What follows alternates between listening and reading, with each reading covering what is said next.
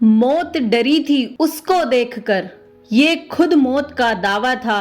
धरती को नाज था उस पर, ऐसा शेर शिवाजी का छावा था। हेलो फ्रेंड्स, कैसे हैं आप सभी? आई होप आप सभी अच्छे होंगे। और आज की स्टोरी छावा। छावा, हाँ, शेर का बच्चा। वीर शिवाजी महाराज थे शेर, और इसीलिए उनके पुत्र संभाजी महाराज को छावा कहा गया। वो संभाजी महाराज जिन्होंने शेर के जबड़े को चीर दिया। ऐसा दमखम रखते थे, जिनकी तलवार में वो ताकत थी कि दुश्मन मैदान छोड़ देते थे। एक बार की दहाड़ से दुश्मन के छक्के छोड़ा देते थे।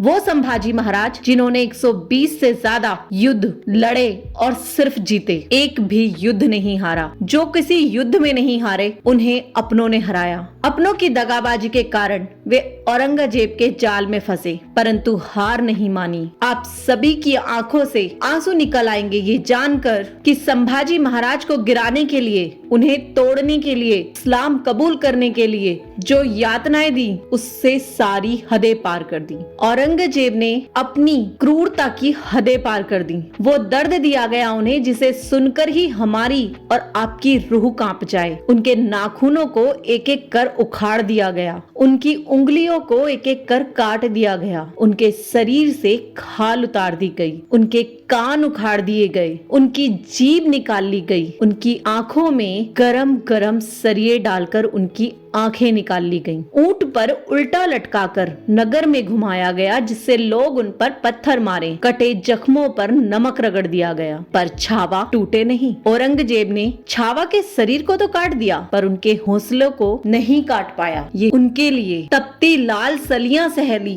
पर आंखें ना वो झुकी थीं। जुबान काट दी औरंगजेब ने, फिर भी रहम ना मांगी थी। छिल गया था बदन सारा, फिर भी सर नहीं झुका था। धर्म पर मिट गया वो, क्योंकि शेर शिवा का छावा था। ये थे छावा संभाजी महाराज। इसीलिए छावा मूवी सिर्फ एक मूवी नहीं है, बल्कि वो इतिहास की सच्चाई है जो हमसे छिपाई गई। एक वीर की वीर गाथा, जिससे हमारे ही देश का एक बड़ा हिस्सा अनजान है।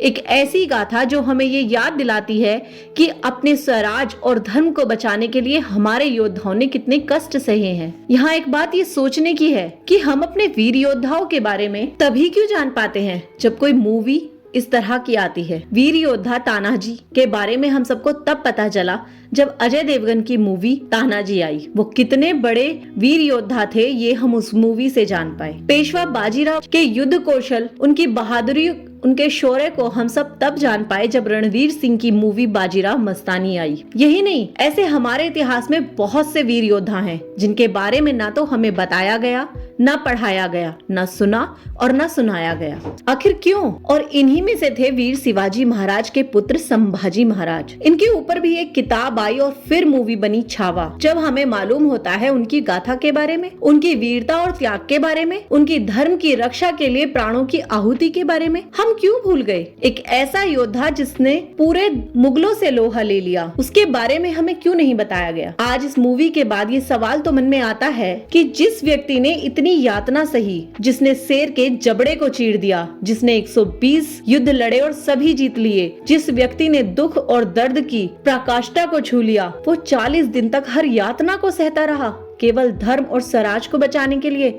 उसके बारे में कभी स्कूल में पढ़ाया क्यों नहीं गया? इतिहास में उसका जिक्र क्यों नहीं किया गया? क्यों हमारे इतिहास में अकबर महान है, वीर टीपू सुल्तान है, उसे पढ़ाया गया, पर हमारे नायक को क्यों भुला दिया गया? ऐसे योद्धा संभाजी महाराज जिसने मुगलों का जीना हराम कर दिया। महज 13 साल की उम्र में उन्होंने 15 भाषाओं का ज्ञान लिया, 120 युद्ध लड़े, पर एक भी नहीं हारे, जिसके लिए औरंगजेब ने खुद कहा कि काश मैंने 4 पुत्रों में से एक भी पुत्र संभाजी जैसा होता तो मैं सारी सल्तनत उसे सौंप कर चैन से मर जाता। संभाजी महाराज न केवल वीर थे बल्कि विद्वान भी बहुत थे। उन्होंने 14 साल की उम्र में ही कई ग्रंथ लिख दिए थे, जिसमें नायिका भेद, बुद्धभूषण, नक्शिक और 7 शासक लिखे थे। जिस उम्र में हम अपने बच्चों को एक छोटा सा चाकू देने में डरते हैं ना कि आपका हाथ कट जाएगा, उस उम्र में वो तलवारबाजी करते थे। 16 साल की उम्र में पहला युद्ध जीत चुके थे। सवाल ये भी कि अगर संभाजी महाराज इतने महान थे तो औरंगजेब ने उन्हें इतनी यातनाएं कैसे दे दी, इतना टॉर्चर उन्हें कैसे किया। हाँ, जो व्यक्ति बड़े बड़े युद्ध में नहीं हार पाया वो हार गया अपनों से। जब संभाजी महाराज एक गुप्त रास्ते से जा रहे थे तब उन्हीं के बहनोई ने ये खबर औरंगजेब को दी, जिससे संभाजी महाराज को धोखे से पकड़ा गया। लेकिन बड़े दुर्भाग्य की बात है कि हमारे युवा को ये कहानियां तब पता चलती हैं जब कोई मूवी आती है। हमारी पीढ़ी को ये कहानियां ये तब पता चलती है जब कोई फिल्म मेकर कोई मूवी बनाता है। पर कोई बात नहीं, अब जब ये कहानी हमारे बीच है तो हमें अपने बच्चों को ये कहानी जरूर दिखानी चाहिए, सुनानी चाहिए। युवाओं को उनकी कहानियों से सीख लेनी चाहिए। उस महान बलिदानी की, उस धर्मवीर की जिसने अपने धर्म के लिए ये सारी यातनाएं सही, उसको भुलाना नहीं चाहिए, बल्कि उससे सीख लेनी चाहिए कि अपने धर्म और अपने राज्य, अपने राष्ट्र की रक्षा हमें कैसे करनी है। और मैं धन्यवाद देना चाहती हूँ उन फिल्म मेकर्स को भी जो इस तरह की कहानियां हम युवाओं के बीच लेकर आते हैं, जिससे हम अपने इतिहास से रूबरू हो पाते हैं। इसी के साथ इस वीडियो का मैं यही अंत करती हूँ। जय शिवाजी महाराज, जय संभाजी महाराज, जय हिंद, जय भारत। Thank you.